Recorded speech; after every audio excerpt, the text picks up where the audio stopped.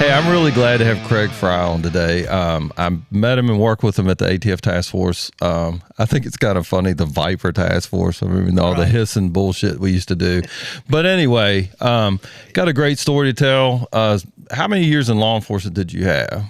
17. All right. So just talk about, kind of where you grew up and everything, and how you got into law enforcement. And then we'll get into like what we really want to get into, which is what it's like to take on the federal government and get stomped on in the process. Right. Okay. Well, I actually graduated from Salem High School. Okay. So then I grew up in Roanoke. Man, I did everything. I was from slave labor to had my own business, building race cars. So I did a lot of stuff. But there was always this drive that I wanted to be a cop. Okay. But I was 5'0" and 100 nothing. Okay. So I thought that would be no shot. And I tried. I tried to get on for Roanoke City. Okay. Had long hair. It wasn't accepted back then. No, it was not accepted back then. There's no beards or anything else back then. It was a great mullet, but it was not accepted back then. But I went through it. I did everything, physical agility course, all that stuff. And the guy running it looked at me and said, "Son, you'll probably never be a cop. I'm sorry." And I thought, well, now that's a challenge. Okay. And I tried a couple other agencies throughout the years and decided that that's what I really want to do. So I put myself through New River Academy in Radford. And they had this pre-employment program, and I went through it, and I was number 2 in academics and graduated top gun out of the academy. That's cool. And then from that, what year was that? 2001, 2002. So Okay. Into 2001, beginning of 2002. And then I went to Radford City as a police officer. They picked me up outside the academy. What was it like to work in Radford City? Man, that town, if you don't live in Radford or around there, you don't know that town. It is small town, but had its big city problems. But then you had the college, and that's a whole different crowd of kids. So, like, when you say big city problems, what are you talking about in Radford? It had its drug connections to some major drug dealers, execution-style murders for the drug dealers. So a rough town.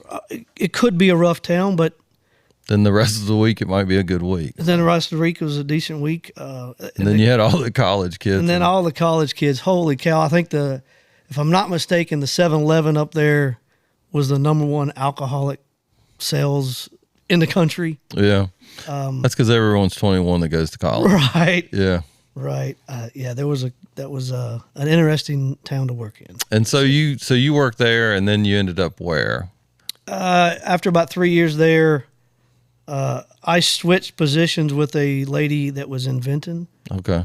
So the town of Vinton, I went from Radford to Vinton, and she went from Vinton to Radford. Okay. And I lived in Roanoke, so driving to Radford was A little bit of a drive. a challenge every day. 81. After 12, 15-hour days, you have to drive home. That got challenging. Mm-hmm. So I just went to from Radford to town of Vinton. All right. So talk about your career in Vinton and then how you ended up at the ATF Task Force. So Amanda Harmon was the first task force officer that Vinton did. Mm-hmm. And she lasted a couple years, and then she moved on to a different career altogether. And that position came open. I told Chief Cooley at the time I'd love to do it, and he put me over there. So talk about Vinton. Vinton's always been like an interesting town because it seems like it's just kind of like the runoff from Roanoke City, and then you have the competition of Roanoke County. So what was that like? So we always joked that it was just an extension of Southeast Roanoke. Okay. Because it used to be everybody owned homes in the town of Vinton, and then it slowly became rental properties. Okay. And then those problems came with that. So another busy town, though. Another busy place. Another busy crime. Running wide open. All right. So you were talking about some of the bigger things that you saw in Radford City. So how does that relate once you get to ATF? Because I think that's I think the first time you walk in that building and you realize, like, it's a lot bigger than where I came from. Yeah. I mean, it had an elevator and everything. That's right. Your own parking garage. It was crazy. So from Radford to Vinton, I don't know who the author is, and I forget, but he wrote a book about the one percenters in cops. Mm-hmm. Much like the one percenters in motorcycle gangs, there's the one percenters in cops, just in a different context. Yes. And those the ones that did the work, the ones that do the work. Want to do the work, but you have the one officer who could do 310 traffic stops and write 500 tickets in a week, and that's it. Right. And then you have the one percenters that would do 5 traffic stops, get a pile of drugs, wanted people. It's just that luck that everything would fall in front of that officer. One of the supervisors in Radford used to call me "Fall Into It Frye," because every time he would pull up, somebody was handing me a bag of drugs. And then but don't you think, based on your experience with that, and we had somebody that did interdiction work in here not long ago, I think it really does just paying attention and learning how to talk to people. Exactly right. Paying attention. And that's why I said growing up I did everything. I really think how I lived my life up to that point prepared you to deal with a lot of different people. Prepared me to deal with a whole lot, yeah. Okay. I really did. One of the things I did prior to being a cop is I worked as a manager in we didn't have bars in Virginia. We have restaurants that serve alcohol, but in basically a nightclub. Okay.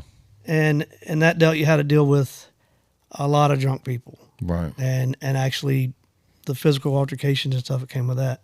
And all that led up to, I think, how I was a police officer and what I found and do and would arrest. And well, you see a lot. I think you see a lot, and you see people at their best when they walk in, and probably at their worst when you're dragging them back out. That's exactly right. So, all right. So think about the first day that you ended up at the ATF task force. You're surrounded, all this information at your fingertips, working as far as you want to go.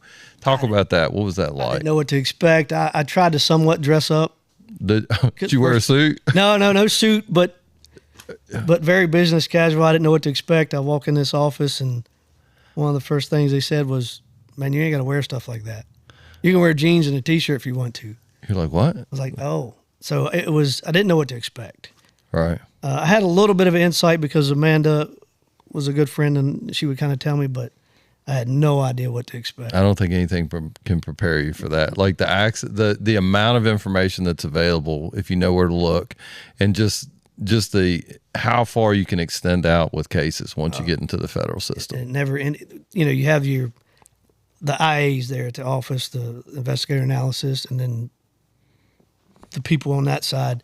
You could give them a name, and then a week later you'd have.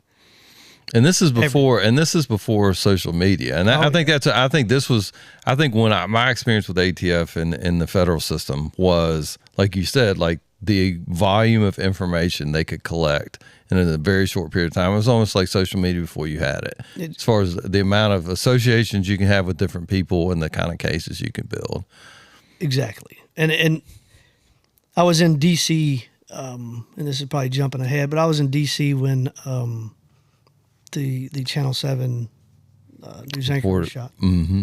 And one of my specialties that I did at the ATF, I won't say specialties, one of the things I was saddled with because I did it and learned how to do it, so then it was my job, is I would contact the phone companies and ping phones. Okay.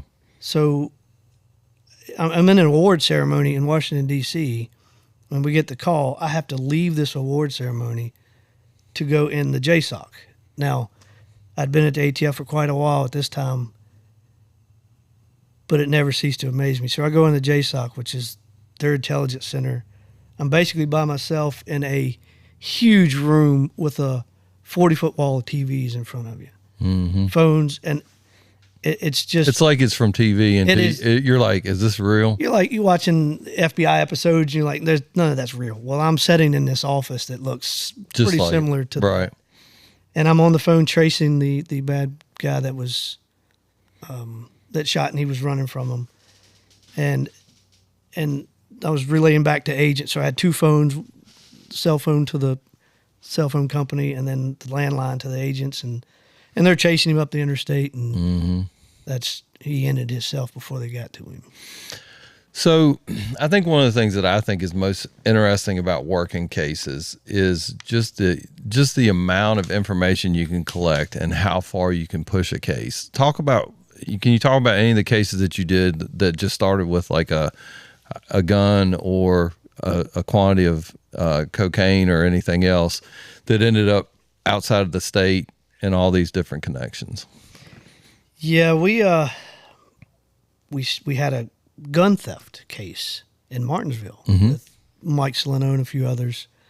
Because they actually broke in a gun store and stole a ton of guns. And we started tracing those. And that case led us, we were basically up for 3 days straight, and that led us to several different states. Mm-hmm. And, as a local cop stuck in your little 3 bubble. Or 8 mile, or little bubble, that was interesting that badge would carry you everywhere you needed to go. Yeah. I think one of the things that ATF does really good is I remember those lead sheets. And I think you probably were the one kicking lead sheets back to us to go out there in the field and do follow-up interviews. I think they're very, very efficient with assigning it, figuring out what people are good at, and then they're collecting that information and dumping it into a big pot. I mean, for investigative file. I think Terry Henderson started that. Okay. Could be wrong, but or at least perfected that aspect. So he was, and when you go to a mass event somewhere, be it Tech or when the trooper was shot in Floyd or just anywhere, every major event, ATF was always called. Mm-hmm. They don't get the news media, they're not the heroes, but every big event you always would go. And I think it's such chaos that you got to have it controlled, and then it becomes controlled chaos, and then you can always work with it. And those lead sheets are huge. You got a group of guys ready and eager to do something. You got to give them work. And so I think ATF was really good at organizing that and then sending people out. Mm-hmm. So talk about that. I think one of the things people don't realize is that ATF was the lead agency on the Virginia Tech shooting, and that was before we had a lot of mass shootings. Were you there when that happened? No, I came to after. I was at Tech because of that, and I think most local officers were there. But so you didn't come till right after that. Right after that. So you didn't see that machine working. I didn't see that machine at Tech working, but I got to deal with the aftermath of basically the fallout, because I think ATF and state police had a little pissing contest. I think they've worked it out. But I do think that. I think that's what's really difficult. And I was talking to an agent with an alphabet agency not long ago, and I think one of the things that you learn over time is it really involves the individual, like what you said, the 1%. Like you could have an agent from one entity, and then that's your impression of them, and you're like, they really suck. Right. But I've always found most of the ATF agents are like have the background local service, and then they go in, and those dudes they're relentless in going after people, especially back in those times. I remember going to Danville and places like that with gun crime. I mean, they were efficient scooping people up and not going after, like, despite what people say, like, well, they're just after the law-abiding citizen. It wasn't that. Back when we were there, it was, okay, there's a correlation between violent crime and the guns that are being stolen, taken, right, and the gangs that are operating those, and that's who y'all targeted. Most people only hear the negative of the ATF, but most of the guys I remember, there was only 2,400 agents at the time when we were there. Mm-hmm. If they said they were full staff, that was 2,400 agents. And most of the agents you meet were not anti-gun, were not, you really didn't know the political affiliation. You were just there doing a job, and they had a background. And you could obviously tell who came from a police background and who was straight out of college. Mm-hmm. And at least at the ATF, very, very active members doing this stuff. But you went after the worst of the worst. Ironically, I was just talking to a young man a few minutes ago, and he was telling me a story that he got visited by the ATF. Mm-hmm. And he was a completely straight kid who built a AR that was illegal. Okay.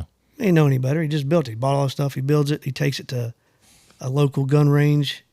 And somebody didn't come to him and say, hey, that gun's illegal. They went to the ATF. Okay. So which they have to follow up on. So the ATF then has to follow up on, and they go to him and tell him, and this is from him, his version. Right. They go to him and he is petrified, and they say, we're not after you. I know you messed up. We'll take that. It'll be done with, over with, and you don't have to worry about it. And then this will be a learning experience for you. And that kid was expecting the worst and came out with nothing. He could have went 10 years in jail for an illegal gun, but he just. So talk about. I know one of the things that we did when we were down there, and I think, how many years did you go to Martinsville for the race? Oh, gosh. Did you like that assignment, or was that like one that you're like, I don't know? It was exciting the first couple of times, and then it was freezing cold and monotonous. It was either really hot or really cold. Really hot or really cold. You could find one of their generators at the pit crew and stand beside the exhaust to stay warm. It was that cold, or... I think my experience, which I think was the last one I went to, was getting their equipment off the top of the press box. Right. And there's no fence around where they set their stuff up at, and a big gust of wind. And I was like, this is how it's going to end. This is it. I'm going off the roof in Martinsville. And I figured like this is the end, and luckily I don't even remember who was up there with me, and they're like, I think we're gonna scoot back a little bit because they sent 2 guys down from Richmond usually to do that. Yeah, but we had to collect it at the end. Right. Of the, we had to collect it. Yeah, technical guys. The technical guys put it up there, which they must not have been afraid of heights because they were like right on the edge of that. They had it like secured down, but I was like, the next one I'm low crawling out there. I'm not standing up and having another gust. I'm sure I wasn't as close to the edge as I thought, but I really felt like I was going to get blown off that roof. Yeah, I don't think people realize that ATF would take their dogs to every race and check for explosives. I don't think people know the entire duties that the ATF carry out. You only hear the negative. And then I went into places in Martinsville that the average person couldn't go and learn stuff about racing that I didn't know. And right, it was fun. But the last time I was there, I was freezing, and then we had an active shooter in Floyd, and I volunteered to leave. Okay. All right. I'll tell you how much fun I had with that. Oh, that makes sense. So what was the active shooter in Floyd? Was it just a kid, or was it just somebody that y'all were looking for? No, I think it was a trooper that got shot through the back of the neck. It didn't kill him. He did okay, but I believe that's the one that happened that we left for the Martinsville. Okay. There was 2 of them there. I can't remember which one. Okay. It's been too long. So talk about, like, what does it look like? You talk about organizing chaos. What does that look like when you arrive on scene and you had several hundred guns missing? It was close to 100, or was it more on that gun store? I don't remember the amount. It was a lot of guns missing. It was a bunch. We wind up, so we take over. Now the ATF licensing side, which is a whole different than the firearm side. Yeah, the regulatory side. Yeah, the regulatory side. They come in and do a complete audit, and then they tell you how many guns are missing. Mm-hmm. So they come in and they take over that part of it, which is great because then you can come in and do the investigation part of it. So it's not like working with a B&E at somebody's house where they're like, I don't have the serial numbers. Y'all had the serial numbers out the gate. Correct. Okay. If it was if the firearms dealer's doing what they were supposed to, and most of them. Yeah. You have serial numbers, type, model, make, everything about that gun. Okay. And then, unfortunately for a firearms dealer has a big inventory, you can't walk in and say, all right, I got 3 of these missing, 2 of these. So you have to have them to do the audit to tell you exactly what's missing. It was a big store. It wasn't a small store. And so. we wound up recovering, if I'm not mistaken, all of them. Mm-hmm. The last bunch we traced down to a wooded area behind a rest stop in South Carolina. So the people that stole, it was what, 2 or 3 people that were involved, or on the actual theft? Gosh, it was 3. Now, I was involved on the end of that. Salino's the one that did all the investigation on who did it and where, and then from that we traced down their steps. So y'all were just trying to recover guns. We traced down the steps of where they went and where. Y'all were in Maryland too, weren't you? We were everywhere in that case. Yeah. And it did end that night at South Carolina. That was the last group of guns. Okay. They hid in a wooded area behind the rest area. Okay. Yeah. That's cool. All right. So let's talk about, so you were talking about getting an award when you got the call about the reporter that was shot in Franklin County. What kind of case was that? That was the Christopher Spate case in Augusta County. Okay. Do you know that case? I mean, the name is familiar. He was the gentleman who shot 8 people. Well, that was in Appomattox. Appomattox County. That's Appomattox. I'm sorry. It was Appomattox County. That was... So me and Mike Maddy, who was basically my partner at ATF for a while, he was a Roanoke City officer on the task force. His story would be a little different than yours when we talk about the U.S. Attorney's Office, yes. right? Yeah, his would be a lot different. A lot different. A lot different. Somebody got screwed. But anyway, that's a different story. You both got screwed in your own way. So go ahead. So we were actually, there was a missing baby in Roanoke City. Okay. And we knew it was deceased. So we were looking in a lot of areas for this missing baby, and we were looking for a body. And we had talked, said, man, I just have this weird feeling I'm going to see a dead baby today. I couldn't get past it. Then we get the call that this helicopter got shot down in Appomattox. And so the whole office rushed to Appomattox.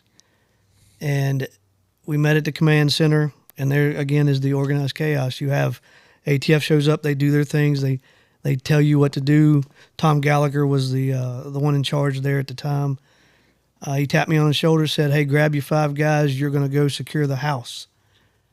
He didn't tell you the whole story, though, did he? We knew a lot of it, but not the whole story. But the whole story when you got in the house is totally different. I had to step over 3 bodies to get to the front door. 2 teenagers. Whew. Tough. We go in the front door, and we had to secure the place. It was already secured, but we had to, 4 sides. And the backyard was probably a 300-foot field. But the biggest thing for y'all is that y'all, at that point, you didn't know where he was. Right. And he had already shot people with high-powered rifles. He shot the helicopter down. He shot 8 different people. And so he's out running around. He's out somewhere in the woods. It's dark. And there's a concern he's going to make it back to the house. And y'all are the stopping force to keep him from... we go in the house. I put a sniper in the basement. I had other guys at one in each end of the house so you could watch out. And it was a nice house. And the backyard wasn't a yard. It was a huge field, 300 yards plus. And they'd had put some lights out, so they lit the field up. And during that, of course, upstairs, top of the stairs was the baby that he had killed, the 4-year-old. And during that, it's always funny. He had booby-trapped the house. He had a gun room that he had booby-trapped. They'd already defeated that booby-trap. But I learned that after I got in the house. So I was walking around to all the guys saying, "Hey, don't move anything. This house got booby-trapped. We don't know what he's done." And what really opened my eyes before I got to that was on his kitchen table was all this gear, vests and guns and a bunch of stuff. I was like, man, did the guys leave this before he got here? And like, no, that's his stuff. All that was better than what we had. And that's the stuff he left behind. And his gun room was just amazing, all the stuff the guy had in there. And so I go downstairs where a sniper was perched, and I sat on this little bench. It looked like a picnic table, but a miniaturized one. I sat down on that, and they told me later that there was like a claymore underneath that. I don't think it was active, but it was there. I'm like, oh my gosh, I didn't know that until after the fact of all that. And, yeah.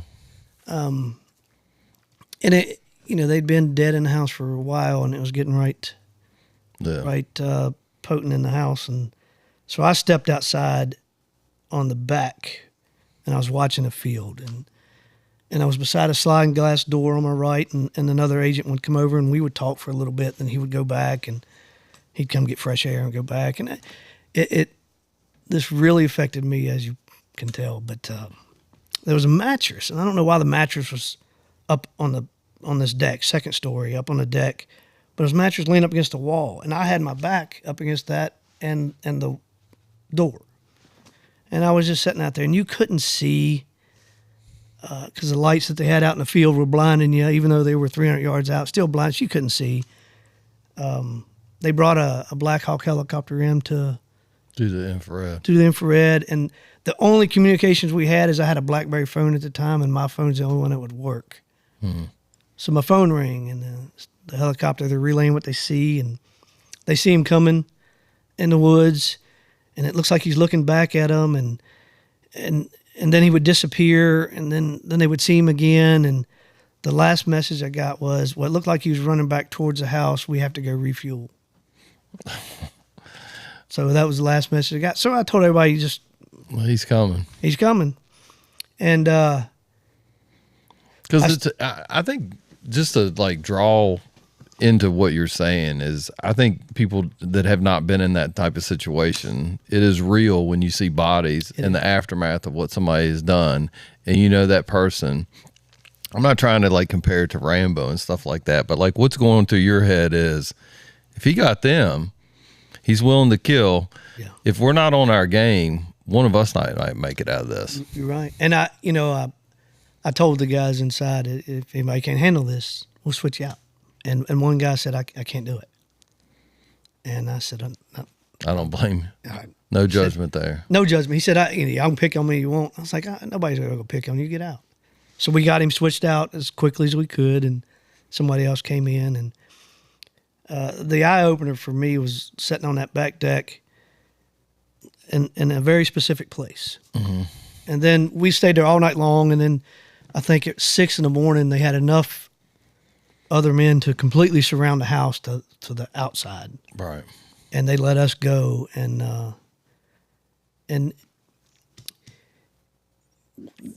they went out. He turned himself in shortly after that. Mm-hmm. Turned himself into the group of guys that were surrounding the entire house. Mm-hmm. I don't think I'd even made it home by then. He turned himself in, and during his interview, well, we found out why he kept disappearing. He had built bunkers out past the house, like shooting position. Yeah, and he had one covered with tarps and branches and stuff. So his seat, so when they would look down, he would disappear because he was going inside of there. And Johnny Blaze, coolest name in law enforcement. Yeah, or porn. Porn. Sent me a picture from that bunker back towards the house. Mm-hmm. And I thought it was neat. I kind of kept the picture. And then I listened to part of his interview. Mm-hmm. And in that interview, he made mention of, the voice in his head kept telling him not to shoot, and he had cops in his sight, throughout the night. And I don't know if it was me, but I know that from his bunker, the only part of the house you could see was that mattress. There was 2 trees that went up and split, and in between those 2 trees was that mattress. So I kept that as my desktop. Just as a reminder. Just as a reminder, yeah. Because life is that quick. So, but yeah, we went through all that. And because of that and what we did in that case, the town of Benton actually gave me the only Medal of Valor they've ever issued. Mm. And then they took me to D.C., me and my wife. So you have this storied career of service, award-winning career. Yes, I got plenty of awards. And then what happened? It went sideways for some reason. Sideways, yeah.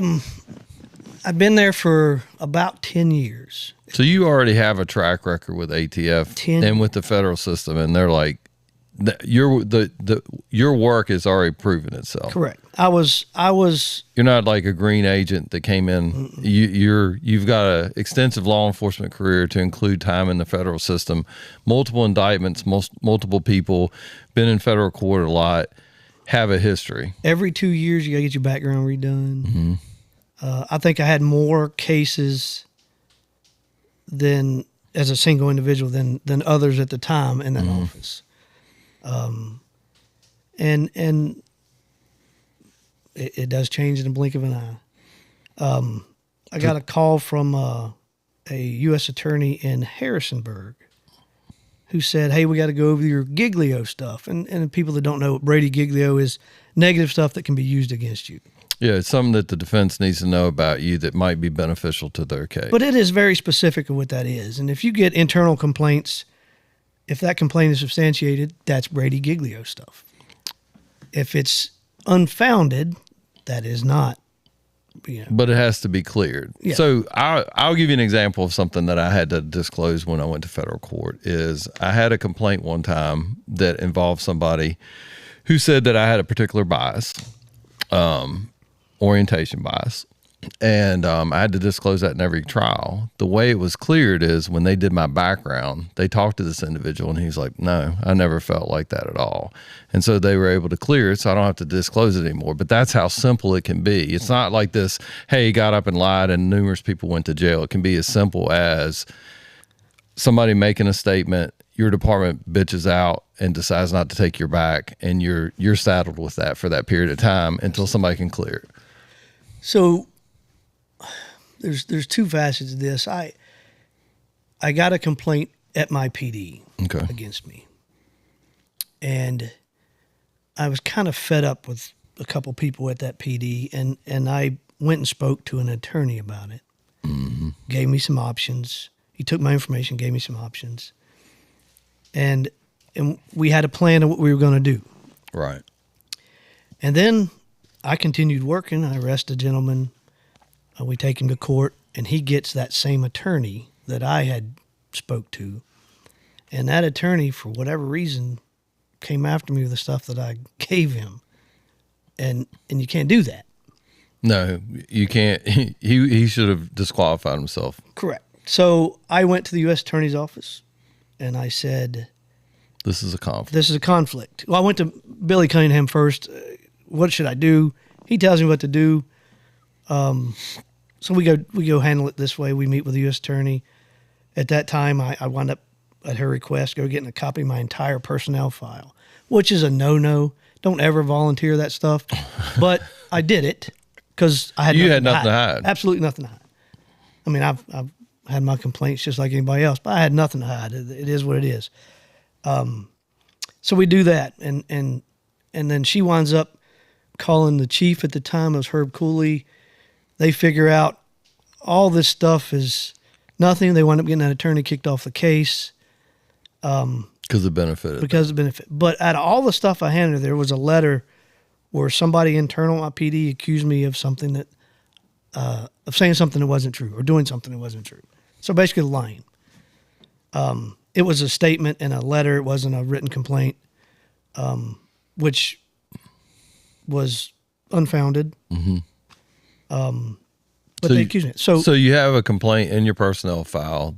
The PD investigates it and unfounds. This wasn't even that. This was just a letter where somebody complained to the chief that I had got pulled over at a traffic stop is what happened. I got pulled over for speeding.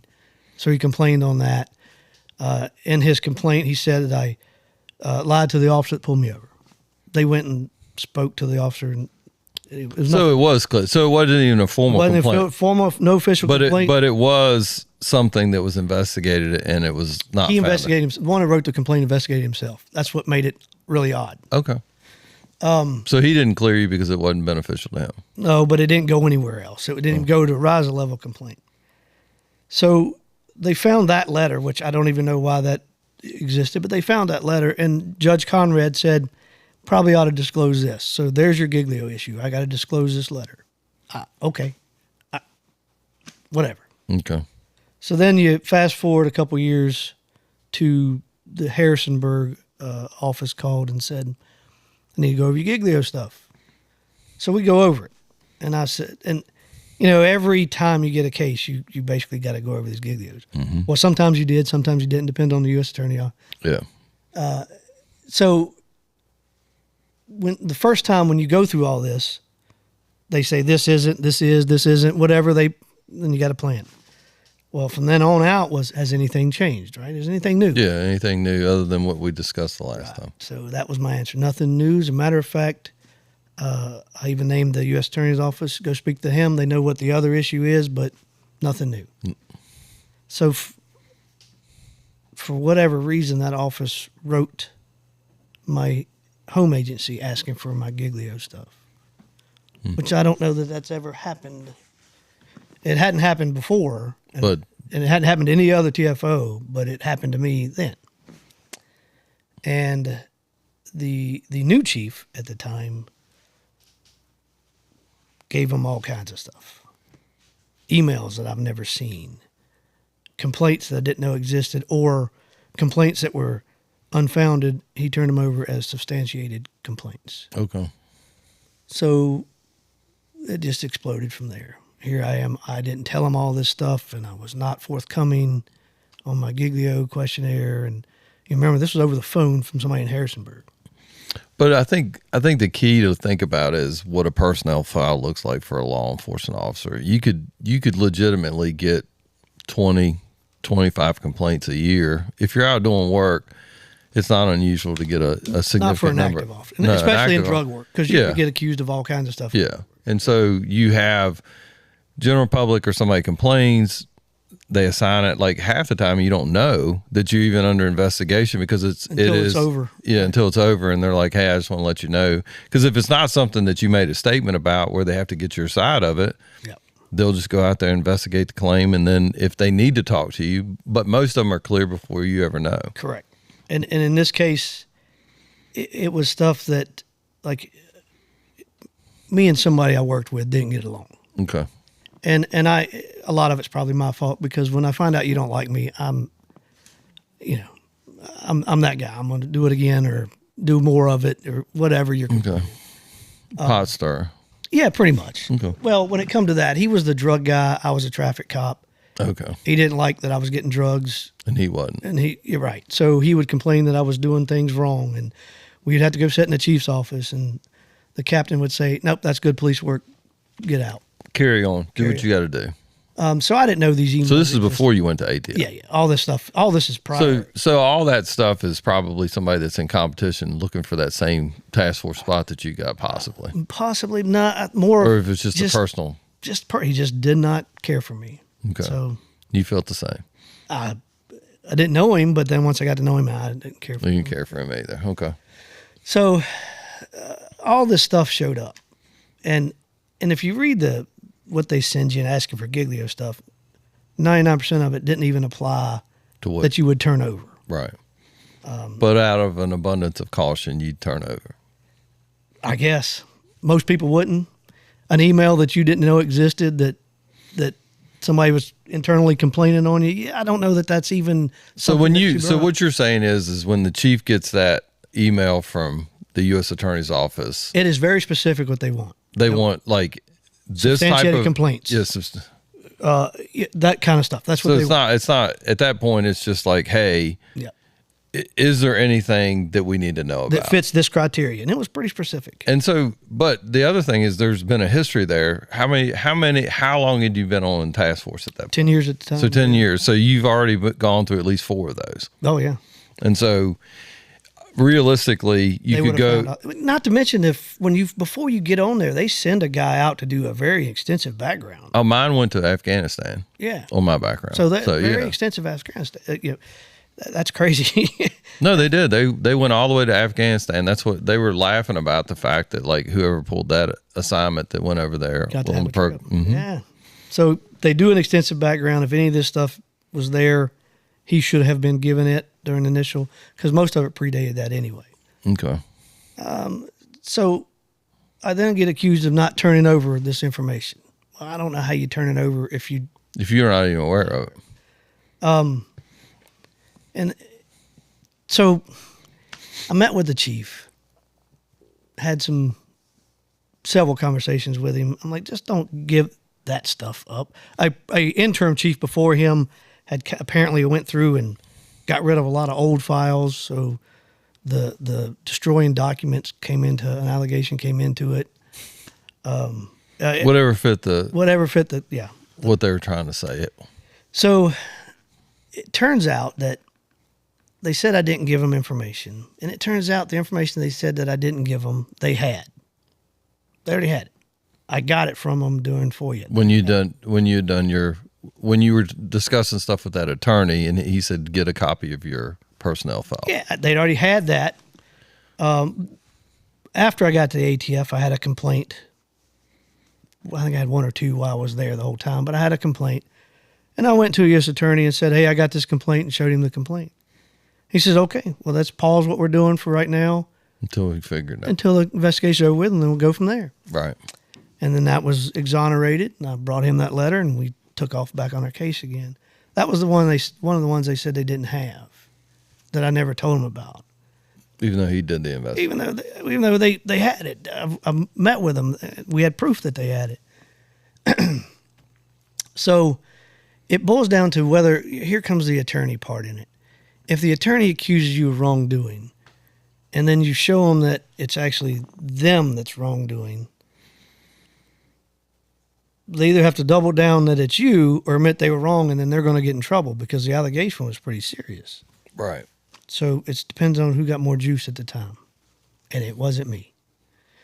So I ultimately lost my job. I got terminated at Vinton for policy violation of not being candid during an interview. So I appealed it, and it went through all of its channels. But it originally stemmed from the U.S. Attorney's Office. Came from the U.S. Attorney's Office, and it went through all of its channels and all the way up to a grievance panel. And the grievance panel, you choose somebody, the town or your agency chooses somebody, and then together they're supposed to choose a third. Mm-hmm. And my panel was full of people that were somebodies.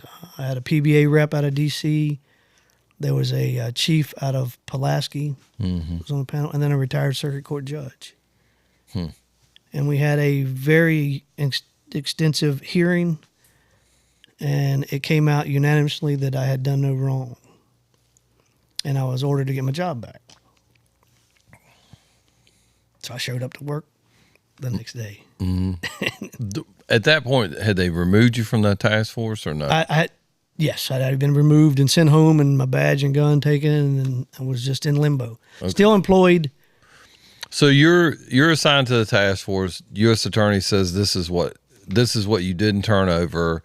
That goes back to your department. Your department says you're on administrative leave pending the outcome of this investigation. Then I get brought in, terminated. Then you go through the process of the grievance process. Okay. The U.S. Attorney's Office was asked to come at my grievance panel. They gave us two answers. One was you didn't ask properly. We didn't follow the proper protocol. Procedures. Yeah. But even if you did, we probably wouldn't show up anyway. We're not obligated. The town asked them to come, and they said no. So they didn't show up. They didn't want to come. No, it wouldn't have worked out well for them. So they can just avoid it. When you hold all the keys to all the gates, you can open the ones you want. All right. So I showed up the next day to go back to work, and he sent me home again, and ultimately it was in the best interest that because you can't go back to work for an agency that you just got in a big old fight like that. No, you can't. So I ultimately, even though I won, I got my job back. Ultimately, I resigned on the anniversary I was hired in Radford. So I had 19 years in, or 17 years in, sorry. Okay. And it leads you down this rabbit hole of, always in your mind, what could I have done? What could I have done differently? And I've talked to people smarter than me and people that could look outside in, and what could I have done differently? And unfortunately, in this circumstance, how it all played out, and you're getting a very short version of a lengthy process. There's absolutely nothing I could have done, because once a Commonwealth attorney or a U.S. attorney decides to weaponize their Brady-Giglio, you're going to lose, because all they have to say is, I'm not using you. That's it. You're not ever testifying for us again. That's it. They don't have to have proof. They don't have to have a hearing. They don't have to take it in front of a judge. That's all they got to say. And that's what it boiled down to. I've done nothing wrong. My file is completely clear, but that's where it stuck. So I think one of the things that's interesting is with police reform, one of the things that they did is they allowed that process to go a step further, which is to actually decertify officers who are in the midst of an IA and they resign, or their department reports them for a list of things that gets them decertified, which includes... I had no criminal allegations against me. This was all policy and procedure type allegations. Like I didn't answer honestly. I guess the question is it is it really a Brady issue, or is it more along the lines of, hey, we don't want you to be here anymore, so we're going to say what you just said, which is we're not going to utilize you in court. So because we're not, and we're going to fall back on the fact that like you didn't follow whatever protocol or whatever. We didn't. Yeah, it wasn't. You didn't candid. Lack candor. Lack of candor. That's it. That's what they used when answering Giglio. But what's interesting is that not too long ago, when someone was not honest in court, the government actually stood behind that person and went the opposite way. So how does the federal government decide which side to go on? Here is the perfect storm that I can answer in my experience. Okay. So the ATF has attorneys there. When the ATF agents, there was the U.S. Attorney's Office. I wasn't the first one they came after. Okay. I was the fifth, I think, fourth or fifth in line that they came after, and the rest of them were ATF agents. Okay. So their agency backed them, and when they looked into the allegations, they weren't true. And so this person was cleared. And then they came after another one. They came after one guy who had just recently got hired by the ATF. Okay. And he was still on his probationary period. And he's from here. He lived in Roanoke. He got basically unheard of, but he got to stay where he lived and work when he got hired. And they came after him, accused him of Giglio Brady violations. The ATF investigated, cleared him, and went further and said he didn't do anything wrong. But then they took that kid and moved him to Richmond to get him away from the U.S. Attorney's Office here in Roanoke, just to save his career. So I guess my question, like just for me, is from your experience, so you have ATF who, what time frame was this? 17. So 17. So this is not, there's no police reform going on or anything I else. think their decertification had just got passed during my process. So somewhere in there that had came into play. So, I never got decertified. So other than I guess, running out of time. So from my standpoint, I guess I'm just trying to understand what was the purpose? Was it, because I know we have talked about this. Is it just that, like, hey, the U.S. attorney, whoever appointed that U.S. attorney, is like, hey, what they're doing is not what we want them to do, so we're going to make their job more difficult, and it gets out of hand? Or is it, because to me it sounds like a concentrated effort to go after somebody to create something to get rid of? They did. They went after a group of people. The RAC at the time and the U.S. Attorney's Office had got into a pissing contest. Okay. And they made multiple complaints on him, and he was cleared. But he got reassigned too. He chose. But I mean, he got reassigned because he was just like, I'm not doing it. I mean, he chose to end his career in a different area. And but he had like a phenomenal career up until that point. And a phenomenal record. That was probably one of the smartest cops I've ever worked with and for. Right. Yeah. And so what you have is way above your pay grade, U.S. attorney who's appointed, correct? And his assistants. At the time, it was an acting U.S. attorney. Okay. Did that have any bearing on? I think so. So talk about why that has a bearing. So you gotta keep in mind. So the government protects its own, right? Even though it's all the federal government, there's still infighting internally. There's the U.S. Attorney's Office protects theirs, the ATF protects theirs. And when they came after agents, the ATF IA, which is guys from D.C., not anybody local, come down and do the investigation and clear them. And then, like I said, they would move the one agent to another area, so get him away from this. When it come to me, I worked for a local agency. Okay. ATF doesn't do the investigation for me. It was up to my local agency. Mm-hmm. And when I say the perfect storm, the ATF lawyer was applying to be a U.S. attorney in Roanoke.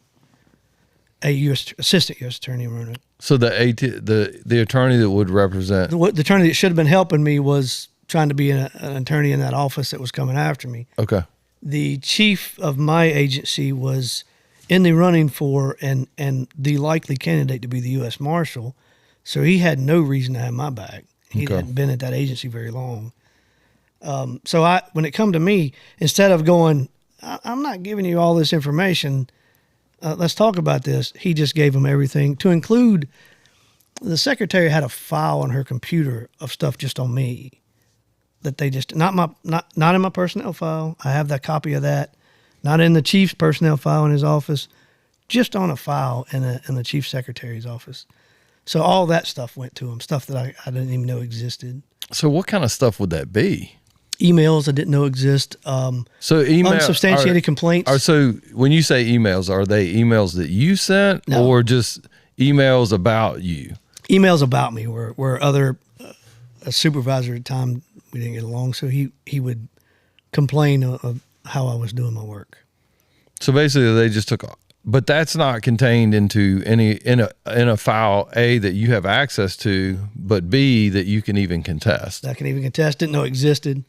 But the U.S. Attorney's complaint on you was you didn't disclose that email. I didn't disclose any of that to him. And then some of the complaints that had been unfounded or more bitching than complaints that should never be in a personnel file somehow got turned over.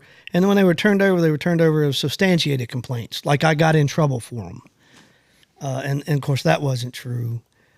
None of this makes it makes your head spin trying to keep up with this. But I guess my question is like, let's compare it. So you go to ATF when? What year? 2008. So 2008, those emails and everything else, were they before? Most of that was before all that, yeah. Before all that. So they did their due diligence with a background investigator. They did their due diligence with like going through your personnel file, just like a new hire would go through. And then every 2 years they would renew it, make sure there was nothing. And so they go back through it. Correct. So how is it?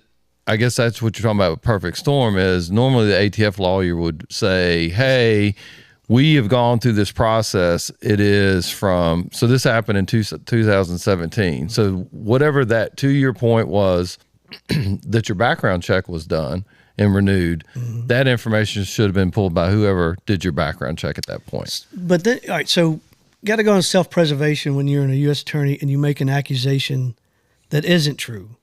So you have all this stuff that they're now saying, in their opinion, is Brady-Giglio information that they should have turned over. So even if you discount the stuff that I've never knew existed, there was still some stuff there. Right. So I showed them that they had that in their possession from a previous incident we talked about. And so now they've determined it is Brady-Giglio. So if they had it and didn't turn it over, then they're the ones in trouble. So in other words, they would have to disclose to the attorney of whoever should have, the defense attorney who would have had that information in reference to your testimony. Every case I would have had, they would have to turn over all this stuff that they say they didn't have, that they actually had, to every case. So it's either that I did it wrong or they did it wrong. And they didn't want to take that hit. And they can't take that hit because then they could potentially lose your law license. So talk about this. So you have, obviously you have a disconnect between the federal government and your local agency as far as what should have been, what wasn't turned over, and everything else. Correct. But you had an independent panel. You got to select one of the 3 people on there. What did that panel find based on all the allegations? Because the allegations of lack of candor is what you got terminated for. Correct. They have that hearing, and what happens in that? The hearing come out with one sheet of paper. You have to wait a couple weeks for them to officially put it out. Their official finding. Yes, and that's a long couple of weeks. I would imagine. And the finding come out, and that it paraphrased said that I had done absolutely nothing wrong. The line in there was, what the U.S. Attorney's Office is doing is, quote, questionable at best, was what the panel found of all this that had happened. So I was completely exonerated and cleared. So they're saying, let's just take everything else out of it. The town of Vinton, when the determination was made to terminate you, and the panel that reviewed that, they found that the allegation made by the very people who said you had done wrong was questionable. Was questionable. What all they were doing was questionable. So I had the supervisor that I worked for at the ATF. he took a day off work and come and testified for me. Mm-hmm. And he actually got jammed up for that, apparently, even though he was off work and did it on his free time and drove his personal car, and he got a couple days at home for He's 1%. Yep. 100%, just like you are. So, but the finding, so here's a question I have. Obviously, based on your experience, you have some bad actors involved with the U.S. attorney, right? The guy that was the marshal. Yeah, so at the beginning of when it all started, my attorney, which I don't really have a lot to say good about most attorneys, but that attorney, his name was Dale Webb. He is phenomenal, and just as honest as they can be. I can't. Honestly, attorneys. So what is his take after all is said and done? I probably ought not. All right, but the bottom line is he is of the opinion that's very similar to what the town of Vinton found, which is questionable behavior. Questionable behavior, and it's not on what it's not your behavior that they're talking about. It's talking about the U.S. Attorney's Office. U.S. Attorney's Office. It was a train. The U.S. So my question to you there is, where are those U.S. attorneys at now? One of them became a judge. Okay. One of them was reassigned to the civil part off of the criminal. Okay. But that has its own terrible story that goes along with that. Okay. They actually forced a couple out. Was that, do you feel like the people that are leaving is an example of like, hey, you made a mistake? No, I think they were the outcast that, in the clique that's there. I think they were the outcasts, so they either retired or moved on. So none of the people that you feel like should have been held accountable? Oh, absolutely not. Never accountable? No. They all got promoted or reassigned or moved around to protect them, yeah. Yep. That's the great irony of it all is my personality is, if I did something wrong, man, we're going to talk about it. I'm going to laugh about it, and you guys are going to razz my ass for the rest of my career because I did something wrong. Mm-hmm. And it is what it is. I did it wrong. We'll fix it next time. We'll fix it next time, or we're going to laugh about it. With them, they have to double down and continue to lie. And that's strong words to use against U.S. attorneys and assistant U.S. attorneys, but there is no other way I see it. They were flat out dishonest. And the chief, we asked him to let somebody come in, somebody uninvolved in any of this, because he had conflicts. You're trying to be the U.S. Marshal. The U.S. government is accusing me of being dishonest. Let somebody else look at it. And he laughed it off and said no. And he did the investigation. Out of all this, and the months that this went on, the years when it went on, I'd like for you to guess how many times I was ever officially interviewed by my department or anybody with the U.S. Attorney's Office. I would guess never. 0. Nobody ever spoke to me about it.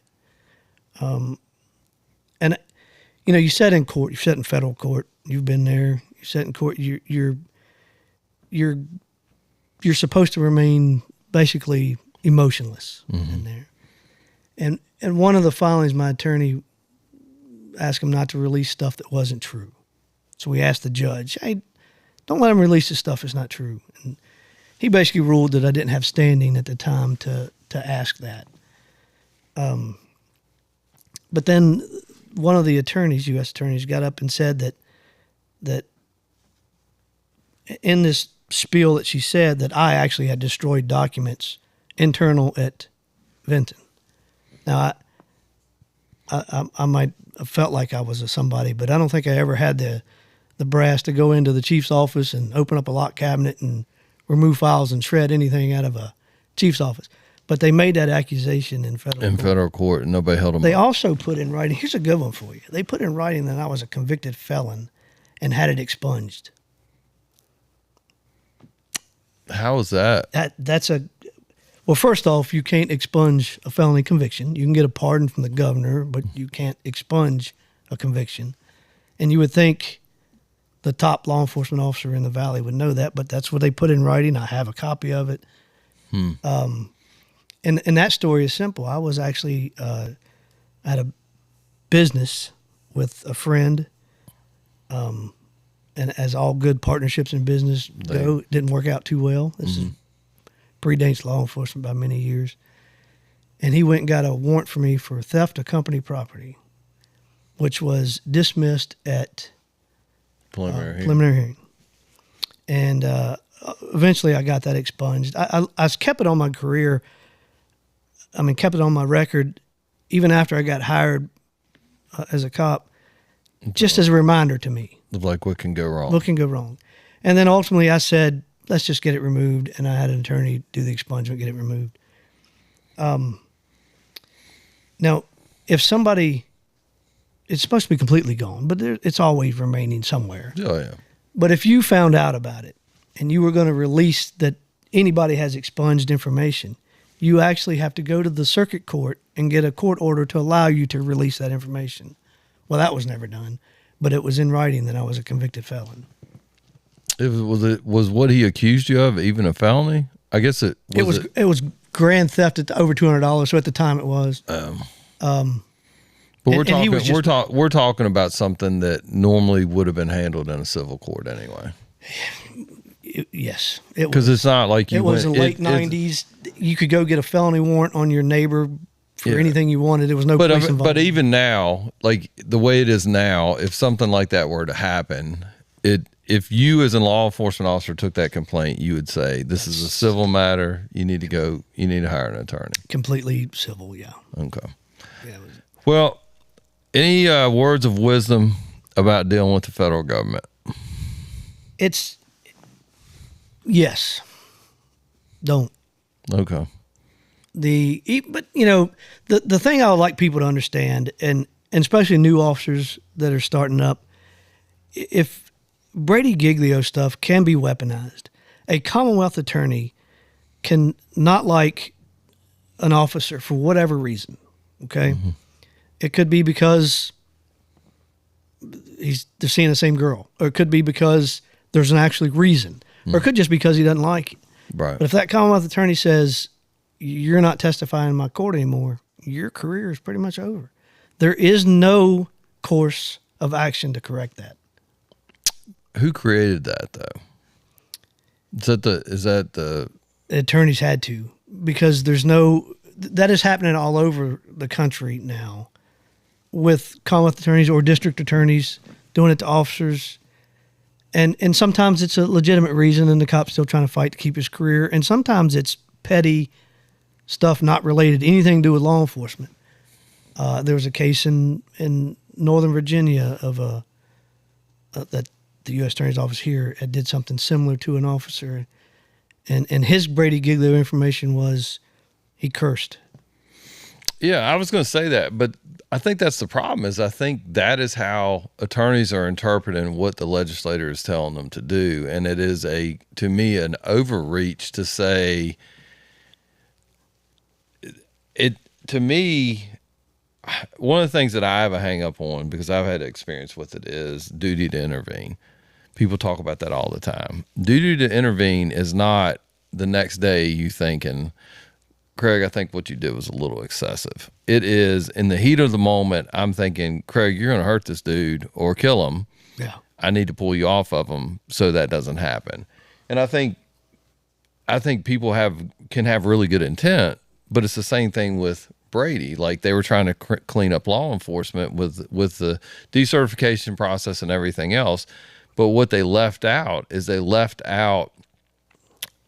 it's interpretive, and the people interpreting it are people that may or may not have the best intent.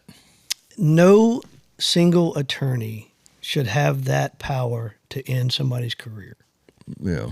If you make that allegation against somebody, and whether it's a justified allegation or not, there should be a process where somebody uninvolved looks at it and says, yeah, we agree, he should not be, or no, something's going on here. We're not allowing that to happen.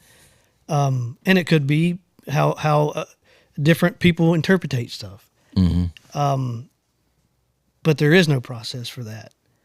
And I tried. I went as far as I could go. And then here's another good one for you. Try to sue the federal government. I don't think that's possible. Well, you got to get their permission. Yeah. But so if in Roanoke or anywhere in the Western District of Virginia, go find an attorney that will represent you against the U.S. Attorney's Office. They're few and far between, because, I mean, it's their careers too. Yeah, they have to go. They have to fight them all the time. So I went to Reston to find an attorney to sue the federal government, and at this time it's still pending, but I'm not sure where it's going. I mean, you're talking 7 years ago now, so that's takes some time. It does take time. Well, brother, I appreciate you coming on, telling your story. I wish you the best. I know you had a great career, did a lot of good, so I appreciate you coming on. Appreciate it. All right, Good brother. talking to you, man. All right, thanks, brother.